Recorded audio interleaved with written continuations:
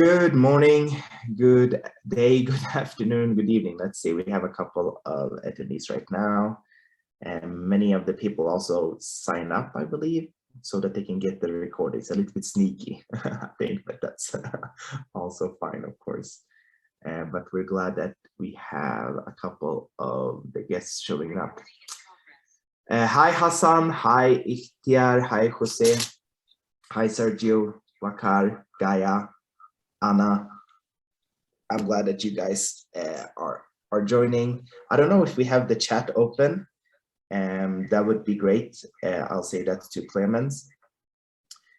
And I'm going to turn off the sound here. So people, yeah, there we go. I would be great to if you could say where you're from, so that we can kind of get an understanding of from all of the countries that are connected. We were just talking with the panelists from Pakistan before how cool it is and that we use innovation as a vehicle to be connected. And so from Finland, from Pakistan, from Colombia, let's see, from Germany. Hi, Helen, nice that you could join us. Can I turn off the phone here? There we go. Great. Well, we will have likely more attendees joining as well. Okay, this was really irritating. I apologize. I hear myself and I don't like the sound of my own voice. We'll do it like this. There we go.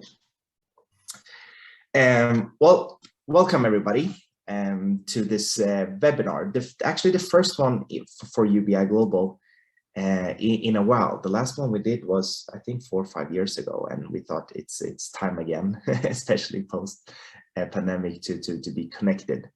And I'm happy to have invited you here today to talk about innovation, of course, but especially what's been going on the past 2 years during the pandemic. As most of you know, UBI, we conducted a study last year called Triumph of Innovation, which was about highlighting the impact and performance of incubators and accelerators, but as well as corporate innovation teams on how they work during the pandemic and overcome those challenges for growth. From UBI point of view, we always like to highlight success and innovation growth, and we felt that a study around that would be a good way to convey that. Today, we have invited a couple of guests that has been supporting the study, but also participated in it. And the idea is to have a conversation with these actors to talk about how they have worked around those challenges that we've all had when it comes to innovation, startup development, and economic development. The agenda for today looks like this, which is very shortly a little bit about the organization so that you know who we are in the room. And then after some presentation of the organization, we're going to invite our 2 panelists from Global Venture Alliance and from Angelini Consumer Company in Italy. And then in the end, there will going to be a Q&A session available as well. So if you have any questions as we go and there's some insights, please write that in the chat or in the Q&A section. And then in the end, I'll pick some of the ones so that we could have a discussion around that with the panelists. One thing that I would like to share today is that this is not a presentation type of webinar. We would like to have a conversation with our panelists to kind of share some ideas, to kind of share some thinking, which I know that you all had. So we'll see how that goes. This is the first time for us ourselves, but we hope that the format will work. So just very shortly about UBI. We call ourselves an interactive learning community for business incubators and accelerators. Our headquarters is in Stockholm, Sweden, but our employees are spread all around the world, actually. And I am right now in Bogota, Colombia, doing this webinar with you. At UBI, we do 3 things. We connect incubators with each other and with external actors such as corporations and governments and university. We benchmark, and that's our main activity. We have a couple of projects, but around benchmark and impact and research. And we recognize. We believe it's very important to show excellence and best practices and highlight the ones that have figured it out. And we always promote success in that way. Our community consists of more than 1,000 incubators from 90 countries, and the majority of them are university-based. So around 60% of our community are connected to academia. At UBI, we have 3 major projects. We call them the World Benchmark Study, the World Incubation Summit, and Triumph of Innovation. The World Benchmark Study is an activity that we do every other year, where we go out to the community of incubators and accelerators and benchmark them according to a proprietary framework that we've developed since 8 years back. The World Incubation Summit is the crescendo, I would say, of the study, where we gather all of the participants that have participated in the study to a specific location around the world to talk about the content, the insights, the opportunities that we have identified during the study. That's also where we do our recognition activity. And the last thing is Triumph of Innovation, and that's a new study that we started last year, and it's a little bit different from the benchmark. It's more about highlighting impact, and the Triumph of Innovation also invites other actors into the mix, and this time around we invited corporate innovation team. And today the idea is to talk about some of the insights and the thoughts and the challenges that we've identified from the previous Triumph of the Innovation Study. So just a background about the projects that we do at UBI.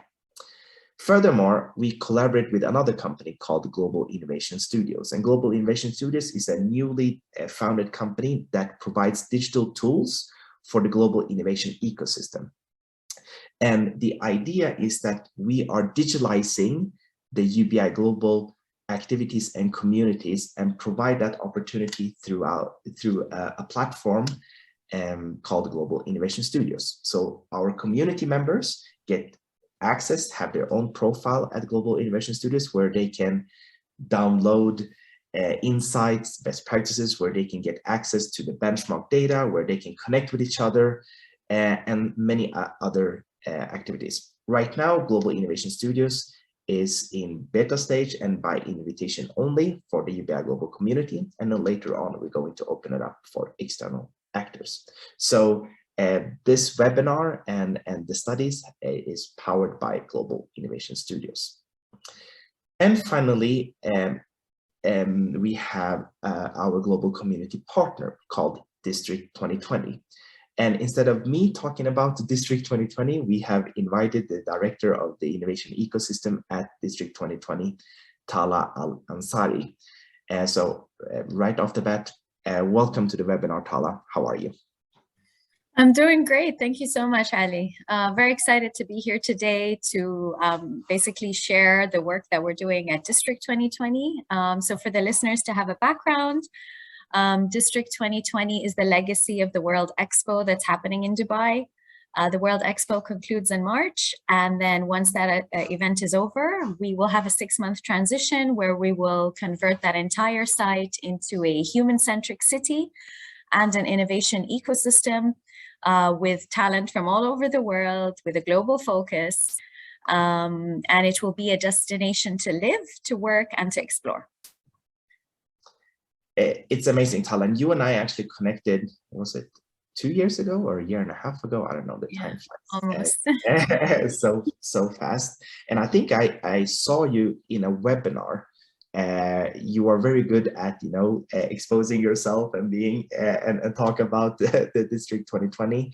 And immediately, when I saw you there, I think I wrote to you and, hi, Tala, we should talk and we should connect, because what you guys do at District 2020 is something that I believe back then, and I still do even further, it's very important to our community of incubators and accelerators.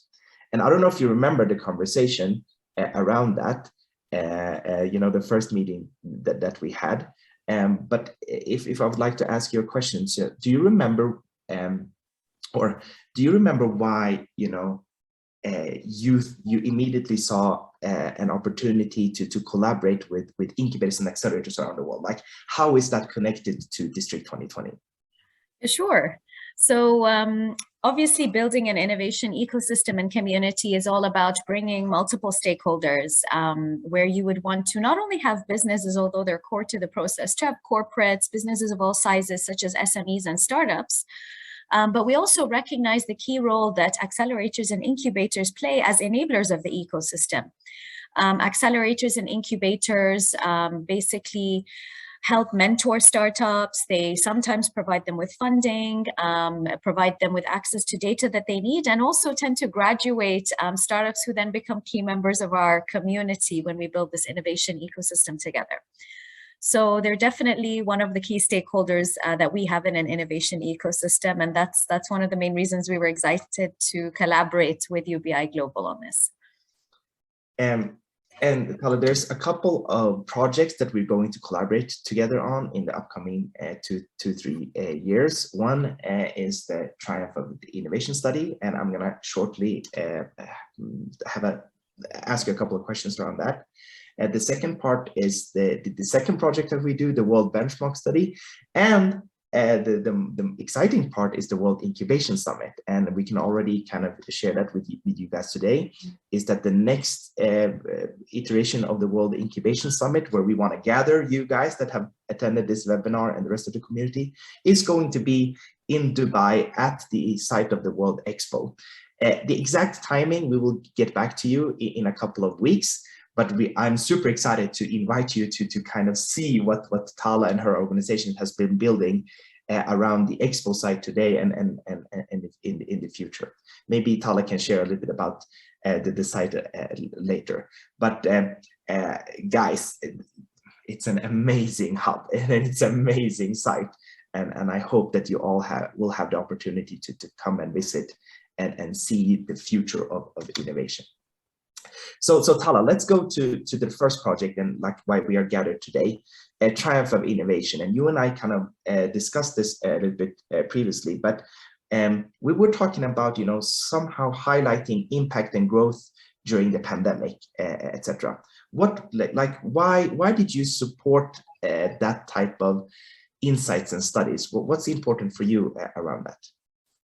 Sure. I mean, one of the main reasons we supported this study is because as an innovation ecosystem, we want to make sure that we're supporting the innovation community, that we understand the challenges and the success stories of startups that are out there, the key roles that accelerators play, how corporates come into that as well, because I think what was exciting, Ali, is the study that you had not only looked at incubators and accelerators, but the other track also looked at corporate startup acceleration, which is also just as exciting for us.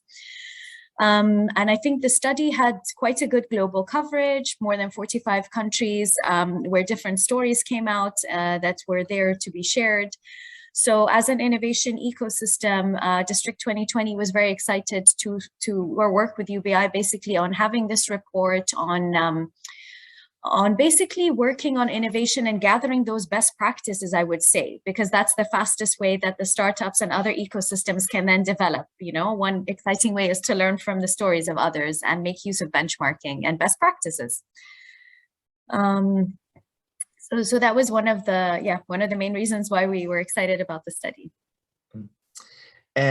So, today we have invited two panelists to talk about, from their challenge, etc. Was there anything else that you found, that was interesting from the study, like that popped out for you in terms of some insights that you liked? Sure. I was super excited about the insights that came out of this study. I think one of the prominent ones that I could remember was that Universities had the least corporate partnerships, and that's something that ecosystems maybe should focus on, because if we are to prepare for the future of work and how education should help graduate a future community that's ready, then this is a gap that ecosystem players and universities can maybe start focusing on in the next few years to come. So I found that quite exciting. Another insight that was really interesting as well was, even though corporate entities reduced their sponsorships during the pandemic, they actually increased their investments in accelerators and incubators during this time. And for any innovation ecosystem, that's music to our ears, because it reflects the loud confidence and support of corporates in working with startups and in making use of their innovative solutions. So I hope that this trend continues as we move forward, basically.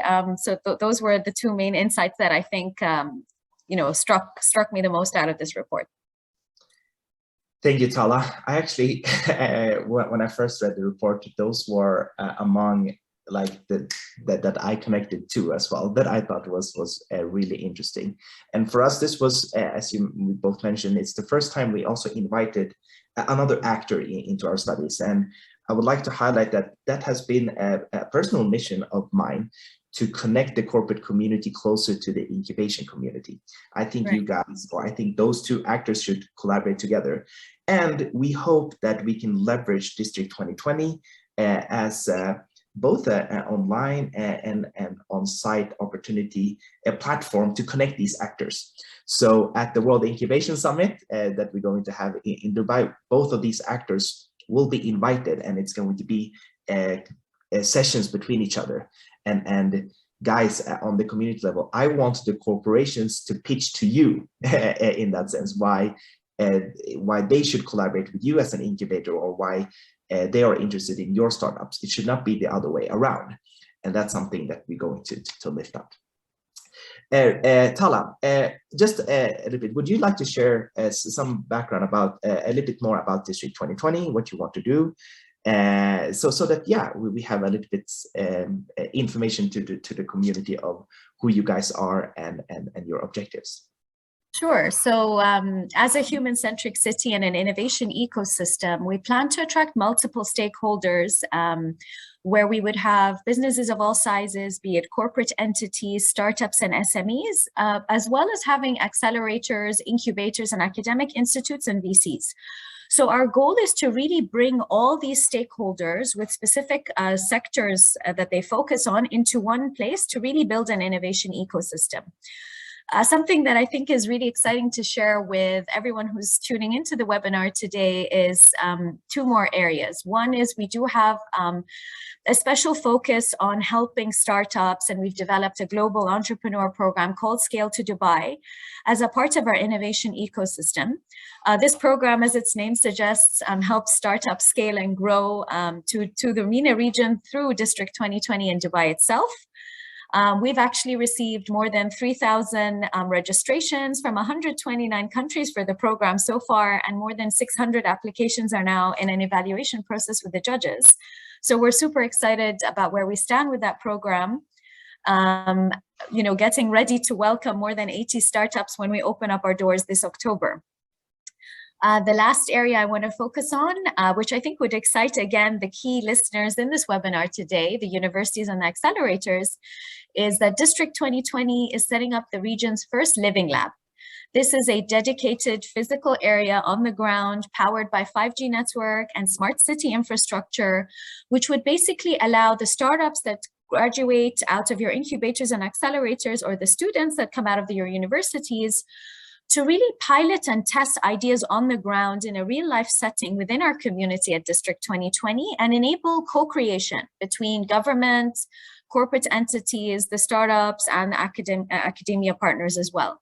So it's really embracing a quadruple helix innovation model at District 2020 within our innovation community. So if you're an accelerator, an incubator, a university that wants to help your startups or students and make use of our living lab, then we're more than happy to pick this conversation up after the webinar. Thank you, Tala. If I'm not mistaken, we also have a short video that we would like to show you guys. So let's do that.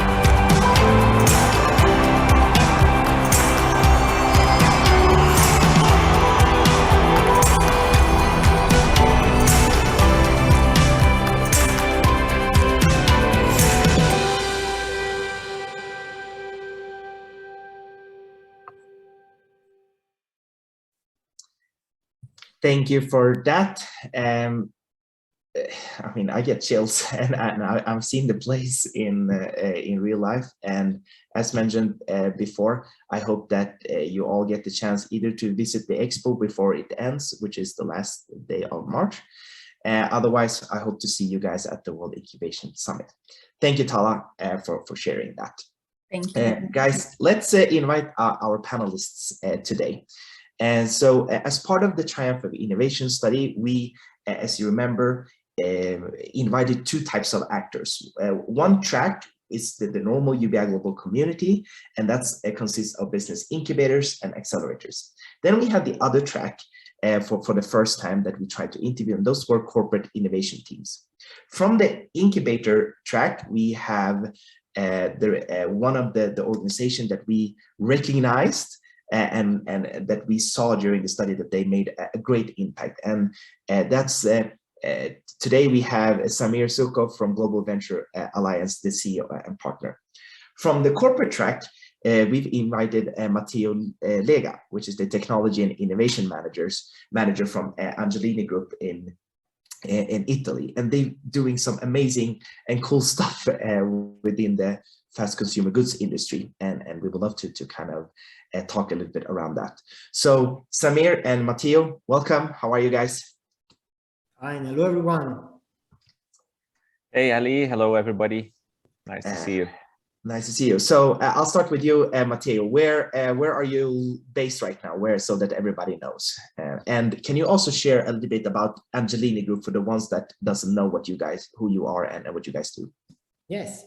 So today I'm calling from my office in Rome, and we are an Italian company, as you can easily guess from this place.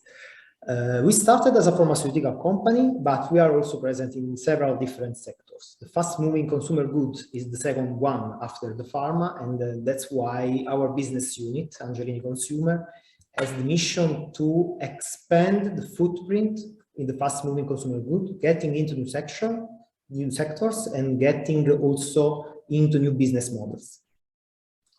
Thank you, Matteo. Samir, where are you based, and just a little bit background about Global Venture Alliance?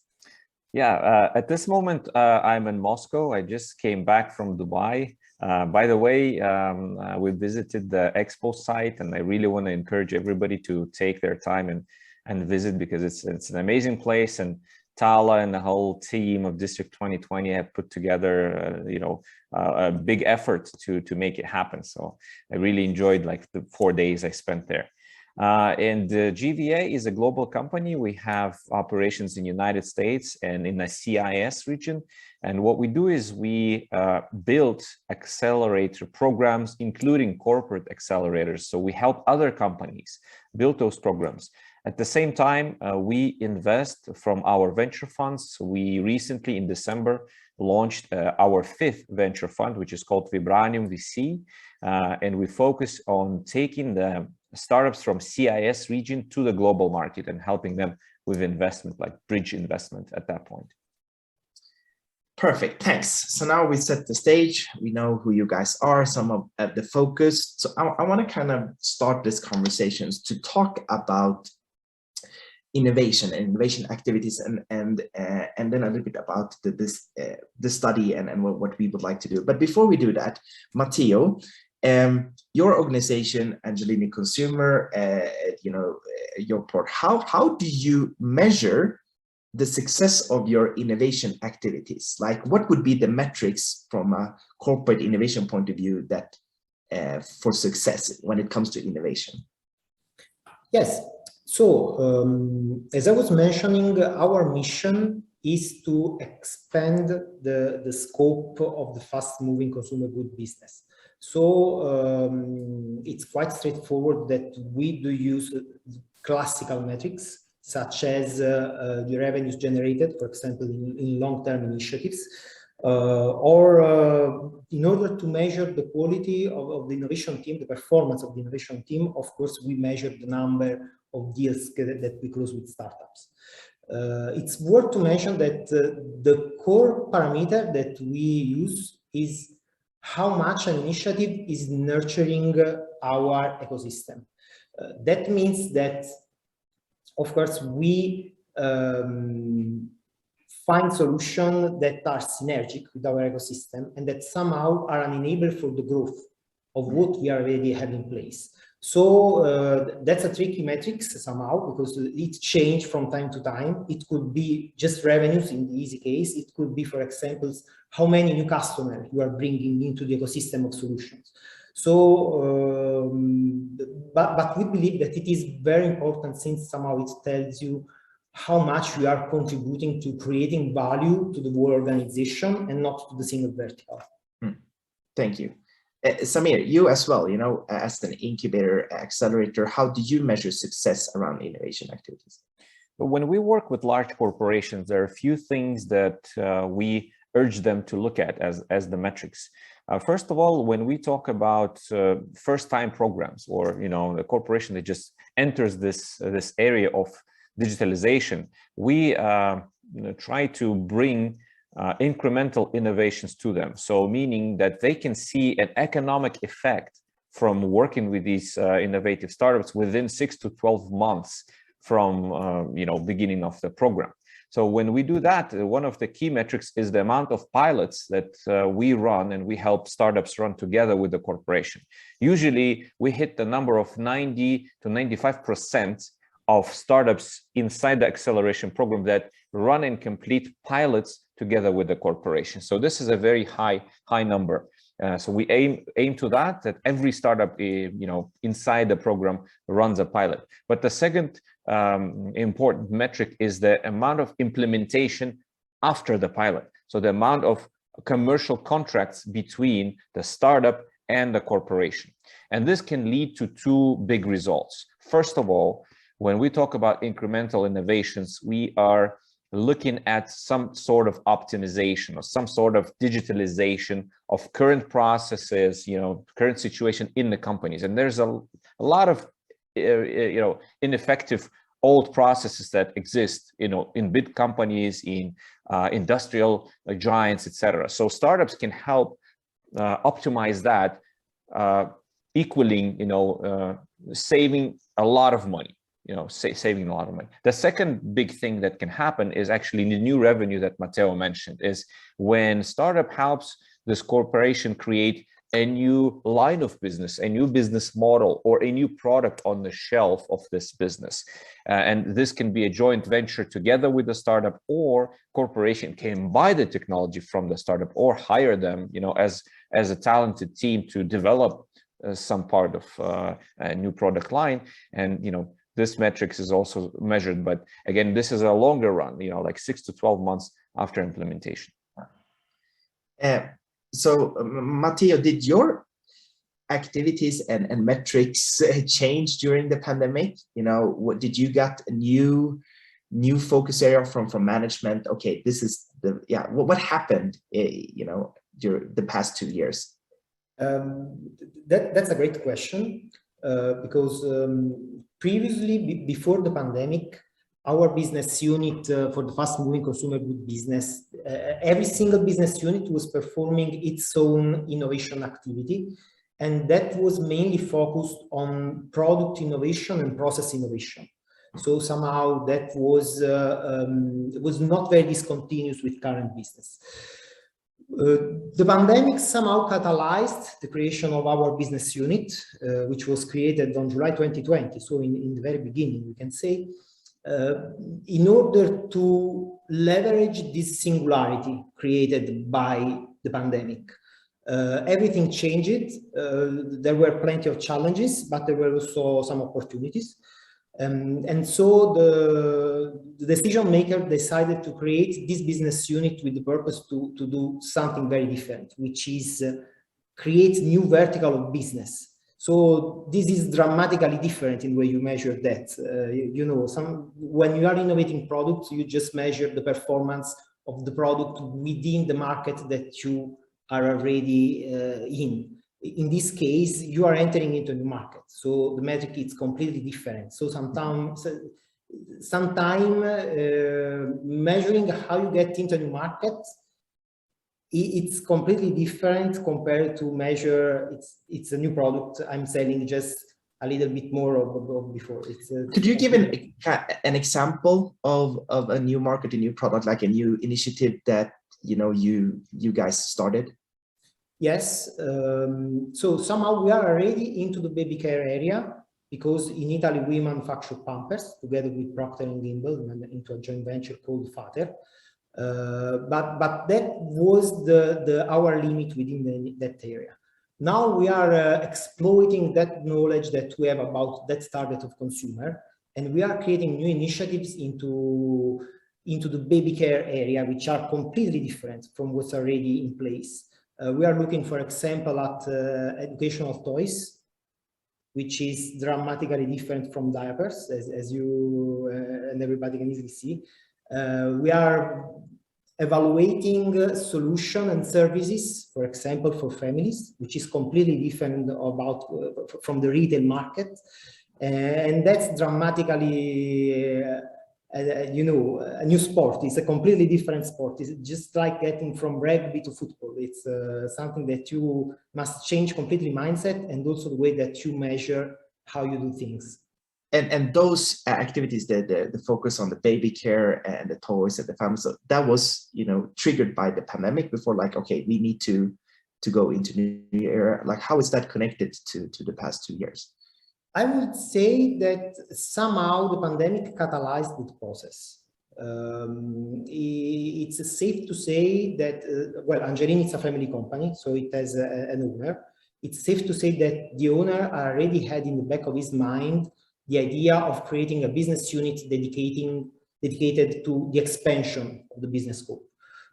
Somehow the pandemic created a discontinuity, a singularity, a moment where everything changed, and so created new opportunities of getting into market. I'm thinking, for example, about the typical bias that the consumers could have about using online services or getting into the direct-to-consumer to purchase something. That completely changed after the pandemics, and that's why that was the right moment to start doing things differently and to change business model. Yeah. Transform the retail business into something which is direct to consumer, which is digital, which is also made of services. That's super cool. So, Samir, question to you then. We've been interviewing you guys for so long, and you've been doing a lot of cool activities, but Global Venture Alliance, you're an incubator, you work with corporations, etc. But how did you change the way you worked with the startups and the corporation during the pandemic? Like, what were you forced to do, and what happened in that sense? Yeah, in our business, the human touch is very important, because all the good deals, they happen, during the networking, right? When you hang out, when you have all these events, and startups and investors and corporations and governments, they all come together and they find common grounds, and we've been very active in the community here, building these activities, right? We used to run 3 events a week, with different groups of people, starting from like 20-30 people up to, I don't know, 200 people. So when pandemic hit, the whole event industry stopped. So we had to reimagine, reconstruct how we now still allow this value to happen between the members of the communities or different groups using the online tools. So we did, run some webinars and some workshops, etc., online. But of course, the effect was very different, and it took about 3 to 4 months for people to change their perspective of online events, because everybody was in a little shock when the lockdown hit. Right, we all just went home and had to rearrange our work ethics, our communications. Good that we as a company were already like 80 to 90% digital. So we had all our processes, dashboards and all these other things in our own platform. But the last 20% of putting all these processes online was, I wouldn't say it was painful, but it was forced. So we didn't have a choice. And the same thing happened with our customers, with the companies. And this was the largest concern the very first months of the pandemic, is with these big companies, they're like big ships, you know, they cannot move as fast as startups, they cannot move as SMEs and change their processes. So when this situation happened, they came to us asking us, hey, can you give us some solutions?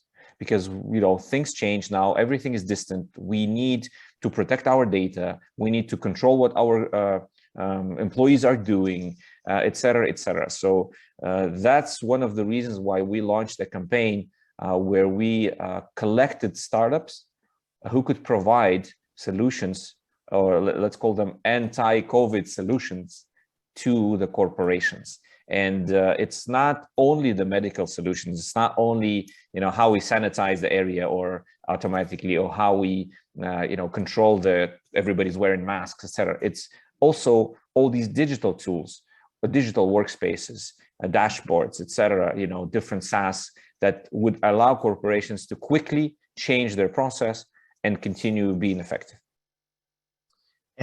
Could you share like a startup story in that sense, where you know, you took the opportunity to go to the startups and say, hey, you know, we need to solve the problems of the world. So Sure. some, yeah. There is few of them, but one of the interesting ones is startup called Skillas, one of the alumni of our accelerator. What they're doing is they have created a platform that would allow you to automatically interview using like AI driven engine, interview people before you physically interview them in the office. So basically, it did cut down the time for HR managers to find new employees. And when you're talking about the pandemic period of time, there are companies that were growing so fast, especially e-commerce companies, delivery companies, you know, those who provided like e-grocery type of services. They were growing so fast they couldn't hire enough people in the pace. So this startup provided a platform that would allow an AI powered avatar interview a human being and record a short video of this interview with a small analytics about the answers to the questions, and send this video to a real human. And that would allow to skip the first interview for HR manager. And as you might know, I mean, the conversion rates from this bottom of the funnel, right? They're like 1 to 10. So 9 interviews would be avoided, and only 1 would move to the next level. So that's that technology. First of all, it made it much quicker, because the AI engine could interview 100 people at the same time, and the HR manager could do only 1. So it speed up the process. The second, it's created. May I just pause there? So what I'm curious about is GDA's role in this. How did you support this startup, you know, during this period, so that they could be successful? So when we saw the demand from corporations to say, hey, you know, we are struggling in almost every field, like our basic process of hiring is broken, because now people cannot come to our office, we cannot interview them physically. What do we do? So that's when we started, you know, showcasing different technology and say, hey, there's an option that you can use. Here you go, etc. So basically, quickly, manually connecting companies to startups in different areas. I mean, there's quite a few of them like that. So to speed up the process of communication, because when startup would come just from the street, it would take a lot of time to evaluate whether this technology is good or not, etc., whether they should trust it. When a corporation came to us as a trusted source and we reference a technology, the implementation process was much faster. So, Sami, I think that's one of the reasons that, you know, we've been recognizing your efforts. You have your eyes and ears on what the market needs, and then you know in terms of the supply. And I think that is the role of an incubator, right? A good incubator to be able to make that connections and see it. and see the opportunities and help them to grow. So just a little bit. So how often do you speak with the corporates out there, you know, and innovation? Like, do you have any programs? Like, how do you know what the market needs? Usually we build either single or like a group accelerators, you know, like one of our last programs was a Forest Tech Accelerator, where we gathered several largest companies in the area of wood, what is that in English? Sorry, I forgot the word, but wood industry. Yeah. So, and then, you know, we would screen these corporations for their demand of innovations. We would look at their processes, we would look at their products, we would look at their hiring procedures, and, you know, we would do like a whole MRI. We have our own methodology, how we do that. And this would give us a full report in the end, like after maybe, you know, 20, 25 interviews of what is actually hurting in this company and where implementation of an innovation could have the largest effect. So we would come back and say, okay, we see these areas where we can, you know, find some solutions for you guys and help you. And the next step is actually looking for those solutions. So we have a team of scouts. We have really broad network of partners, over 200 organizations that help us find these solutions everywhere, you know, starting from university teams to all the way, you know, selling large startups, let's call it that way, that raised, you know, substantial rounds of investment. So then we would just find the solutions for the demand. So first we find the need, just as we teach our startups. First we find the need inside those corporations, and then we find solutions to fit the need. And after that, we built a full process of, you know, engagement, piloting, matchmaking between the startup internal customers, and then, you know, we support the pilot process to make sure that everything runs well, because usually the problem is on the corporate side. Their processes and their bureaucracy, they have a lot of barriers, they have a lot of, you know, ineffectiveness in working with startups. So we help, you know, remove those obstacles and run the pilot and have a final result presented to the top management. Thank you, Samir. So that actually is a nice segue to Matteo on the corporate side then, you know, Matteo, Angelini, how do you work, you know, with startups, and how did you actually do during the pandemic? Did that change so that, yeah, our community kind of understand from your point of perspective? Well, of course, I would say that I agree with Samir that completely changed the operational way to work with startups, of course, because before you used to meet them in Congress and conferences, you could go and visit their offices, they could come and visit your office. Now this is not working anymore, so this of course created some disruption, but I think that everyone worked to overcome that, and at this point it probably is not even an issue anymore. Everyone is working this new way.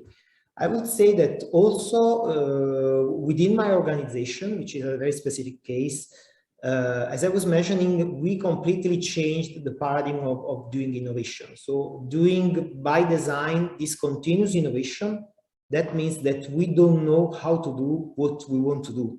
Meaning that we do not have the capabilities to create a product because it's outside our core knowledge. So working with startups for us changed in a way that startups are fundamental external partners to deliver our innovation initiatives. Typically, startups, they do have the know-how to create a product, or they do have already a product that we want to bring to the market together. So the way that changed is that before startups were typically partners for doing development, and now startups are actually a leg for our initiative that we cannot miss. Do you collaborate with any incubators, accelerators out there that kind of provides you with a pipeline of startups? Yes, not yet in a structured way that we have, let's say, functional agreements. Since I was mentioning, we started in July. I spent the last year delivering the initiative and also building up the methodology, I would say. So we have connection with some of the main incubators and accelerators. I have also to say thank you to you, because some of those were provided by UBI, of course. We do not have an agreement yet, but we are looking for partners to have some long-term relationship. So if our community has startups within your fields of area, what's the point of contact for a corporation like you? How do they connect with you guys? Well, in general, I think that the point of contact is to find a way to be the enabler of the growth for each other. Which is not straightforward, because sometimes corporates look for startups just because they need to solve a problem, and sometimes startups need corporates just for resources.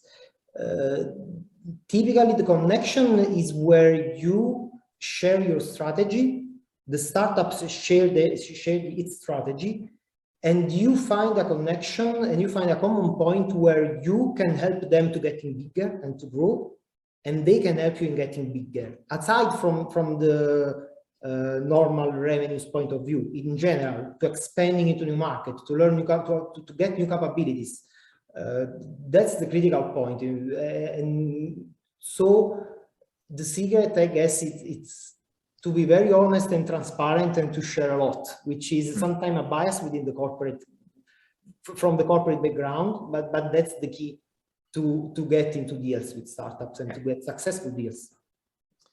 One of the things that we do at UBI Global, we do something called corporate matching. So we do a little bit as Samir. We try to speak with a lot of corporations to understand their needs. And then we provide those opportunities on our website, and then in the future through the Global Innovation Studios platform. So we hope that we can get more opportunities from Angelini, so that we can support, connect the incubators and your guys' startups, etc. And then from there, hopefully solve those type of problems. Samir, what did you see as as a great opportunity during the pandemic in terms of your innovation activities, and how will you now leverage that opportunity post-pandemic period? Like, if you could share some insight of, oh, this we saw and we're gonna double down on this and kind of continue moving ahead. Well, I think the main change that happened because of the pandemic is that online conversations, online negotiations, online events became the norm. So before that, corporations would say, okay, you guys need to fly out to our Novosibirsk, which is 4,000 kilometers away, to have a conversation with our general manager. Now it's acceptable to do it via Zoom. What happened is, because Russia and CIS region, this is a very big country, right? So, and we have a lot of talented people living in different cities, and they don't always come to Moscow or live in St. Petersburg, those the larger economic centers that we have. So now when we run our programs, we allow, because we run them 100% online, accelerators. The only time where startups physically come to their corporate location is if they have to run a pilot, which includes like physical installation of some sort of equipment, etc. Other than that, everything else is done online. And now we allow startups from anywhere in the world participate in these programs, as long as they have at least one Russian speaking team member who can actually communicate with the corporate management or internal customer. So we had companies from all over the place, Israel, Eastern Europe, even South America, with the Russian speaking team member participating in our accelerators that we run here. So I think this is an amazing moment of change, where the world of corporate startup engagement became global all of a sudden. So there's no borders anymore, and technologies, they actually cross these borders without any problems. They don't need any special permissions, no visas, no government allowance, anything. It's just a business between one company in this country and another company in that country. So I think we will definitely double down on this, allowing a larger geographical expansion, let's put it that way, to our scouting process, and allowing companies from anywhere in the world to work with our corporate partners. Thank you, Samir. Guys, we have a couple of more minutes. So if you have any questions that you would like to ask the panelists, please write them in the chat, and my team will kind of compile them so that we can answer them. But before we go to the questions, so Matteo, what will Angelini continue doing now, 3 to 5 years post the pandemic, that you kind of discovered, okay, this is a good process, this is what we need to do, and we're going to double down on it and grow it? Yes, well, from the organizational point of view, I think that we are lucky to be a corporate business unit working like a startup. So smart working is, we are smart working native, let's say. So it's normal for us to work from different cities and meet in the office just a couple of days in the week. The general manager is from Milan. I used to live in Napoli. Other people is living in Sicily, which is the extreme south of Italy. So we work from everywhere, but this it's not an issue anymore. So this is not straightforward for a bigger corporate like us. At the same time, from the model's point of view, I would say that we discovered that the digital version of what we used to do physically, it's as good as what we used to do. Meaning, for example, digital workshop works good as good as a physical workshop. Also, interaction with consumers. Those are we used to have a very big bias against digital interviews. We wanted to be sometime in the house of the consumer doing in-home visits. That was very deep, but was also very, very complex. If you wanted to interview someone in Russia, you have to move to Russia and stay there 1 week, and that was that had some logistic complexity. Today, we know that we can do that. It's not that deep, but we can do that digitally. So we can have one interview in Russia, one interview in Finland, one interview in Spain, everything in the same afternoon, and that's great for going fast. That's definitely something that we want to keep. Thank you, guys, both of you. We are in a couple of last minutes. So you guys, if you have any questions, put them in the chat, in the Q&A area. What I would like to also conclude with is to remind you to, if you haven't read the report, download the report. You can find it at ubiglobal.com/triumph of innovation, where you will see a lot of insights and challenges that we have lifted up, but more importantly, how organizations like Samir and Matteo have been addressing them. There are some great metrics there. There are some great, not benchmarks, but data points that I think are interesting to take a look at. And as from UBI point of view, we will always continue delivering those type of insights so that you guys can see, how well you are progressing. I think, Samir, you said it best when we interviewed you, that you sometimes didn't even have the opportunity to think of all of the great activities that you do. And then an organization like us come and ask you a lot of questions, and then you realize, oh my God, we're doing so many things, and we are more structured than we might think. And I think that's a really nice role we play here at UBI. But more importantly, thank you for both of you for sharing on how you guys are working and addressing that. I think that's very important so that we can learn from each other. So thank you for both of you. One of the questions that we got, which was also part of the study, some part of it, is about diversity, equality, and inclusion. So Matteo, did you at Angelini work with those type of questions, when it comes to diversity, equity, inclusion, meaning that you had to think of involving more actors, or is that something that you just normally do? So I just want to understand that if you did anything around that during the pandemic, or if that changed, or if that's just normal activity. Well, I think, let me comment saying that we, of course, we do have methodology for the selection of the partners, like everyone, I assume, doing this kind of job.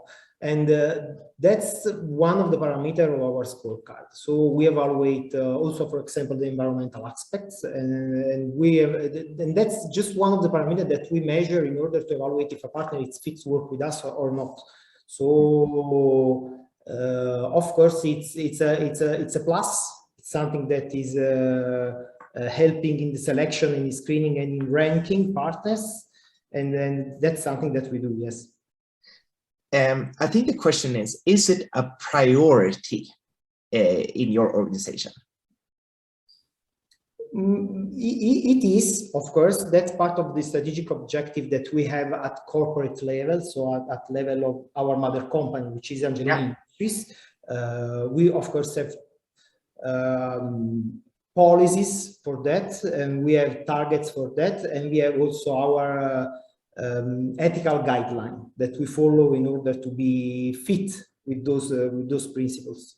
Perfect, thank you. And Samir, what about you guys when it comes to diversity aspect of it? So we're talking about not just gender, but also cultural background and etc. Is that important for you guys when you are engaging? Absolutely important. Since day one that GVA was created, we were always supporters of diversity, and we managed to do some programs, empowering like female entrepreneurs and people of determination.